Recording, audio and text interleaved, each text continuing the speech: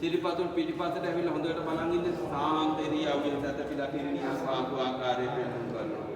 මේ කියන ලක්ෂණ තුනක් මේ පිරිනියම් මංචකයේ දිහා බලන් ඉන්නකොට මේ පිටුතුන සිය දෑතින් දැක බලාගෙන වැඳ පුදා ගන්න පුළුවන් වෙනවා. ඊගාට බුදුහාමුදුරුවෝ අවුරුදු 80කටපත් වෙලා ওই සිරිපතුලේ දිමිලා එකට තියාගන්න බැරි තත්ත්වයක් තියාගෙන වේදනාව පෙළනවත් ආනන්ද හාමුදුරුවෝ තමයි කකුල පොඩ්ඩක් දෙක තැම්පත් කරලා දෙවි පොඩ්ඩේ තියෙනවා නෙළුම් මලක් අකර සිරිපතුල් දෙක පිටිපස්ස තැම්පත් කරලා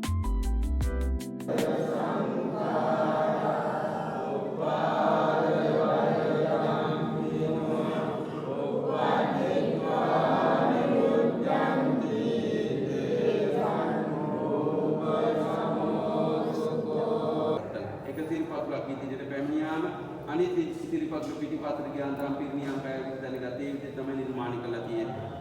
ආතනියේ පොඩි පොඩි පිළිම තුනක් නිර්මාණය කරලා තියෙන ඉස්සර සිරිපතුල ළඟට වෙන්න ආනන්ද හාමුදුරුවෝ රතු ගියාන් චෝටි වෙලා ඉන්නවා.